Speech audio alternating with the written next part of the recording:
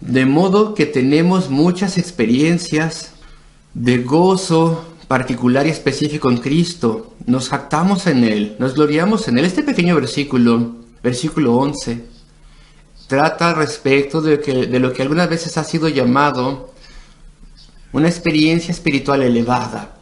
Pero eso es un término un poquito, tal vez no el mejor, porque es mucho más común de lo que esto sugiere. Y estas experiencias son para cada creyente, pero hay veces, hay tiempos, hay momentos cuando tenemos un gozo específico, nos damos cuenta de forma específica del amor de Cristo, y esto te lo da directamente la obra del Espíritu Santo, y te derrites en amor, y eres conmovido, y normalmente a través de estas cosas, y entonces comprendes el amor de Cristo por ti. Ahora bien, queridos amigos, como creyentes, no te niegues estas experiencias, nunca reflexionando al respecto del amor de Cristo. Eso es lo que quiero decir, porque probablemente y principalmente vienen cuando reflexionas al respecto del amor de Cristo por su pueblo, y ese amor que no podemos merecer de Cristo por ti en específico. Y esto no es algo para autocomplacernos. Ahora voy a reflexionar al respecto del amor de Cristo porque quiero tener una sensación especial, porque quiero una concienciación más profunda o una experiencia. Eso tal vez no sea incorrecto y un mal motivo, pero es vital que reflexionemos al respecto del amor de Cristo. No solamente porque esto asegura tu corazón, no solamente porque todo dentro de ti se une a la apreciación de esto, sino porque también te conmueve y te lleva a mayor santificación y devoción y estudio de Él. Es la energía de la vida espiritual.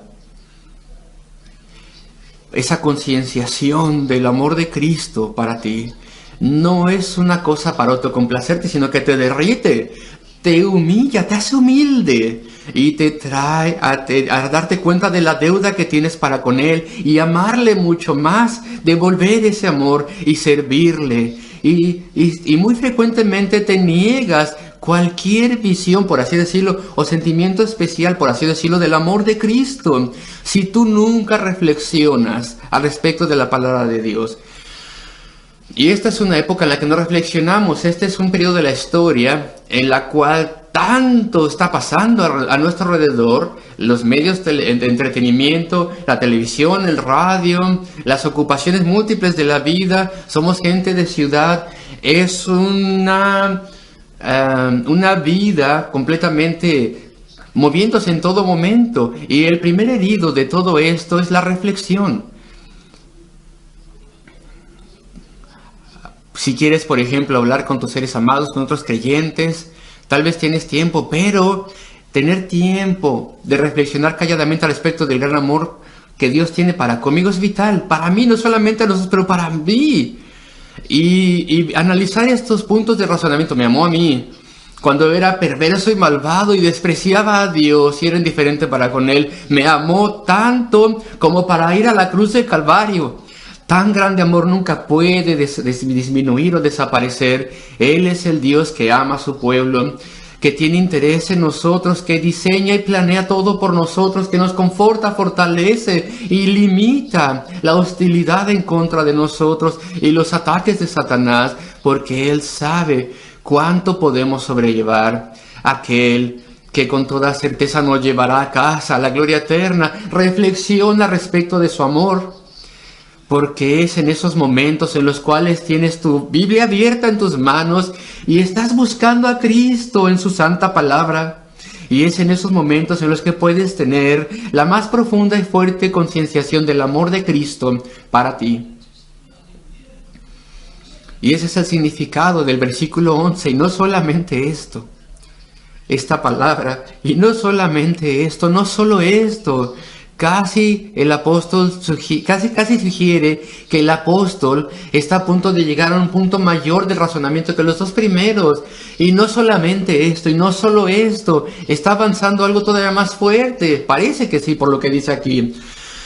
Sino que también nos gloriamos, nos jactamos. ¿No sabes?, dice él, nos jactamos, nos gloriamos en Cristo Jesús, en Dios, por el Señor Jesucristo, el Señor nuestro Jesucristo.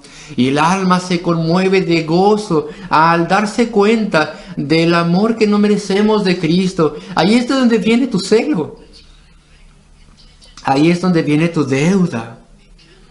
No puede ser una cosa para autocomplacerme. Esto te conmueve y te moviliza a una necesidad mayor de santidad. Por quien hemos recibido ahora la reconciliación. Segunda parte del versículo 11. La última parte, Él nos ha reconciliado para con Dios a través de su grande amor. Y esto es este es un gran punto en el razonamiento del apóstol Pablo. Y el apóstol Pedro dice a quien, aunque no habéis visto, amáis. A pesar de que no lo veis, aún creéis en Él y os gozáis con gozo inefable, con gozo inexplicable y llenos de gloria. Y esa es la experiencia que frecuentemente tenía que ser conocida por el pueblo de Cristo. Y después cambia el razonamiento una vez más. Yo no sé cuánta capacidad tenemos. No quiero apartarme del pensamiento del amor de Dios de nuestras mentes, pero hay un cuarto punto en el razonamiento y comienza verdaderamente desde el versículo 12. Por tanto, como el pecado entró en el mundo por un hombre, y por el pecado en la muerte, así la muerte pasó a todos los hombres, por cuanto todos pecaron.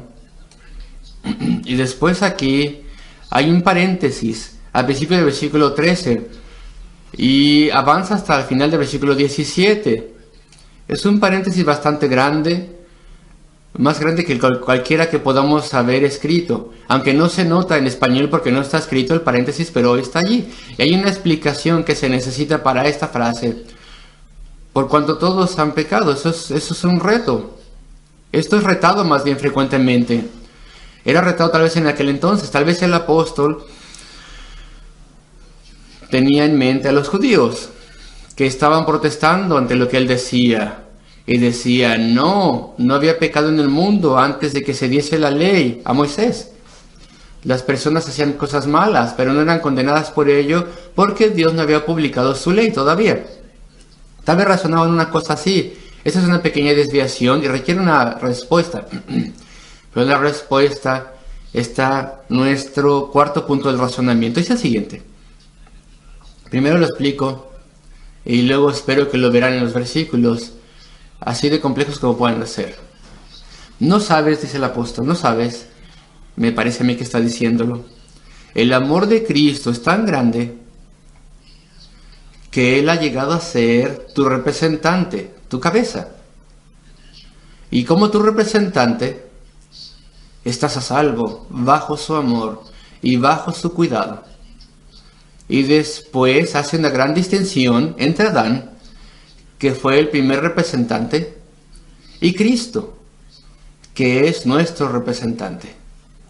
Bueno, Adán, claro, fue el primer representante de la raza humana, porque él era el primer padre. Así como en Adán todos mueren, cuando Adán pecó y Eva, con ese terrible pecado y rebelión en contra de Dios, ese pecado compuesto tan terrible, falta de confianza en Dios, sospecha de Dios, infidelidad y desobediencia directa en contra de Dios, desobediencia de su mandato claro, y lo desobedecieron voluntariamente y porque querían algo para ellos y no tomaron su confianza o satisfacción de Dios y a través de Dios. Cuando ellos cayeron entonces en ese gran pecado, la raza humana cayó con ellos, porque ellos eran la raza humana y todos sus hijos, una vez que tenían una naturaleza distorsionada y pecaminosa, la cual era la consecuencia y el castigo de su pecado, esa naturaleza torcida y malvada fue transmitida a todo miembro de la raza humana. Obviamente que sí, la raza humana fue cambiada drásticamente debido a la caída y el pecado de nuestros primeros padres. Así que tal como Adán era el representante de toda la raza humana, y de forma inevitable seguimos a su semejanza, nos asemejamos a él. Sin embargo, lo representamos o lo reflejamos de forma voluntaria. Pecamos nosotros mismos voluntariamente. Nosotros disfrutamos esa naturaleza heredada, pecaminosa en contra de Dios. Y lo que el apóstol quiere que entendamos es lo siguiente. Así como Adán era nuestro representante, ¿no te das cuenta que la obra de Cristo, lo que Él ha hecho, ha tomado una gran proporción de la raza humana, billones de personas, individuos que son obtenidos de toda tierra y nación a través del mundo, a través de las épocas del mundo, y les ha hecho a ellos sus hijos, que le siguen? Él ha llegado a ser su representante en vez de Adán. Y Él lo ha hecho al decirle al Padre: yo tomo responsabilidad por sus vidas, por sus pecados, por su rebelión. Yo pagaré el precio por ellos. Y yo viviré en la tierra esa vida perfecta de obediencia y justicia, de forma tan perfecta, en contra de todo esfuerzo posible de impedirlo, de modo que pueda ser acreditada a ellos. Yo seré su representante federal. Así como ellos obtuvieron la naturaleza pecaminosa de Adán, así también ahora pueden obtener justificación y reconciliación de mí. Yo me he hecho responsable a mí mismo, dice Cristo, por ellos están bajo mi ala, son mi descendencia por la fe. Así que aquí tenemos la gran ilustración, el gran razonamiento de los dos representantes grandes de la raza humana. Adán, representante de la raza; Cristo, representante de una nueva humanidad, de aquel pueblo salvo. Tan grande es su amor, que Él, por cada uno de los que son su pueblo, se puso a sí mismo como responsable por completo de cada uno de ellos, el Padre o representante supremo. Y Él ha tomado responsabilidad por sus pecados y por su falta de justicia. Y ha provisto justicia para ellos y ha comenzado a cambiarles como preparación para la eternidad. Ese es el argumento que corre desde el versículo 12. Por tanto, como el pecado entró en el mundo, por un hombre, a través de Adán, entró el pecado en el mundo, y por el pecado la muerte, el castigo que venía por ese pecado. Si comes del árbol del conocimiento del bien y el mal, el fruto del conocimiento del bien y el mal, de cierto moriréis, dijo Dios. Y lo comieron. Y el pecado inmediatamente vino acompañado por su castigo. Muerte espiritual, física muerte física. Y después castigo eterno. Por tanto, como el pecado entró en el mundo por un hombre y por el pecado la muerte, así la muerte pasó a todos los hombres por cuanto todos pecaron. Y hasta el versículo 18 nos detenemos porque este enunciado tiene que ser probado. Pero aquí tenemos el versículo 13. Porque antes de la ley había pecado en el mundo. El paréntesis que no se nota en la versión hispana. Desde el tiempo de Adán somos una raza pecaminosa, incluso antes de la ley. Esto está anticipando la protesta de algunos judíos, como lo mencioné, tal vez. Y podríamos decir, ¿cómo puede ser eso? La segunda parte del versículo 13. Pero donde no hay ley no se inculpa de pecado. Bueno, dice Pablo en el versículo 14, sí se imputaba, ese es el hecho, sí se imputaba. No obstante, reinó la muerte desde Adán hasta Moisés. Así que, aunque esas personas antes de Moisés no tenían la ley publicada de Dios, ellos sabían que eran pecadores, que pecaban, porque el castigo del pecado ya estaba operativo. Ese es el razonamiento aquí, sabían. El apóstol Pablo ya ha estado mencionando esto en el capítulo 1 y 2. Él ya habló respecto a la ley de la conciencia. Tenían sus conciencias.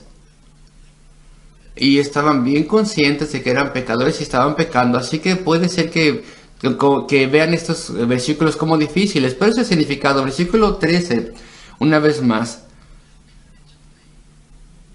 donde dice que estaba ahí el pecado, pero ¿cómo puede ser? Aquí dice que no se imputaba, y sin embargo sí había ley, y se muestra en que la muerte estaba operativa. El castigo por el pecado es la muerte. Sabían lo que estaban haciendo. No obstante, reinó la muerte desde Adán hasta Moisés, aún en los que no pecaron a la manera de la transgresión de Adán. No habían hecho exactamente lo que él había hecho. Es lo que quiere decir aquí. No habían comido del fruto del árbol del conocimiento del bien y el mal, porque habían sido removidos de ese huerto. De forma expresa, no habían cometido el mismo pecado, pero estaban llenos de pecado. Y después las grandes palabras al final del versículo 14, donde dice: el cual es figura, tipo, ilustración del que había de venir, aquel prometido en el huerto del Edén, la simiente de la mujer que heriría la cabeza de la serpiente. Adán, en cierto sentido, es una ilustración de él. ¿En qué forma es ilustración de él? Solamente en esto, que lo que él hizo afectó a muchos. Ya está. Tal como el hecho de que lo que Adán hizo afectó a muchos, también lo que Cristo hizo afectó a muchos. En ese sentido, Adán es un tipo de Cristo, quien es figura del que había de venir. Así como Adán era el padre de la humanidad, así Cristo es el padre de la nueva humanidad. Así como es el hecho de que lo que Adán hizo inevitablemente afectó a todos los que estaban en Adán, del mismo modo lo que Cristo hizo de forma inevitable salva a todos los que están en Cristo. Así que él es figura de Cristo en ese sentido. Y ese es el razonamiento del versículo 15, etc. Y bueno, en inglés es un poco complicado, veremos en español. Pero el don no fue como la transgresión. Porque si por la transgresión de aquel uno murieron los muchos, enfatizamos el uno, abundó mucho más para los muchos la gracia y el don de Dios para la gracia de un hombre Jesucristo. La similitud entre ellos es que una persona afectaba a muchos. La gran diferencia es que Adán afectó a muchos para mal y Cristo para bien. Esa es la diferencia en el versículo 15 y 16. A través de uno murieron los muchos, es decir, Adán, y a través de uno hay un don de favor de Dios, el cual es Jesucristo. Pero ambos afectaron a muchos. Y sin tocar los detalles en todos los versículos, este es el cuarto punto del razonamiento. El amor de Cristo es tan grande para con cada uno de sus hijos, que Él se hizo a sí mismo el Padre de su nación. Él ha tomado plena responsabilidad por ellos, al sufrir y morir en la cruz del Calvario, y al darle su justicia que Él ganó. Al hacer esto, Él ha dicho: estos son mi raza, mi pueblo, mi familia. Ellos están en mí, yo soy responsable por ellos, son míos. Eso es verdaderamente el razonamiento que tenemos en esos versículos. Así que tenemos cuatro grandes razonamientos que magnifican el amor de Cristo, su afecto y su cuidado por cada uno de sus hijos. Su amor fue tan grande que murió por pecadores, impíos, perdidos, descorteses. Después, el segundo punto del razonamiento: su amor fue tan grande y es tan grande y perfecto e insondable que no puede ser removido. Tal precio no puede ser para nada. Tal amor tierno y bondad no puede ser retirado. Él puso su amor sobre nosotros cuando estábamos podridos, y entonces con toda certeza continuará amándonos cuando nosotros ya le amamos a Él y cuando dependemos de Él. Ese es el segundo punto del razonamiento. Y el tercer punto en el razonamiento es que conocemos su amor porque tenemos muchas temporadas de verdadero gozo en nuestro corazón que nos exalta. Y eso es el Espíritu Santo que sella un entendimiento de su amor en nuestros corazones. Y después conocemos su amor y podemos medir la extensión del mismo, porque es un amor que en Cristo se ha hecho responsable por nosotros. Él ha tomado el lugar de Adán. Él se ha hecho nuestro representante. Él nos ha abrazado y se hizo responsable por nosotros. Y responsable por nosotros. Así que todo esto viene una vez más al versículo 5. Y la esperanza, la anticipación del cielo no avergüenza o desilusiona, porque el amor de Dios, el amor que Dios nos tiene a través de Cristo, ha sido derramado en nuestros corazones por el Espíritu Santo que nos fue dado. Y esta concienciación del amor de Cristo es nuestra energía que nos sostiene. Es la energía que nos sostiene y la fuente de nuestro amor y obra y servicio para Él. Espero, verdaderamente espero, que esto haya sido un poco más claro para nosotros. No se preocupen mucho al respecto de los versículos complejos a partir del versículo 10 al 17, del 13 al 17. Son versículos gloriosos, dicen mucho. Son difíciles de explicar, pero este es el sentido de lo que les acabo de decir. Los cuatro puntos que nos muestran el amor de Cristo a su pueblo.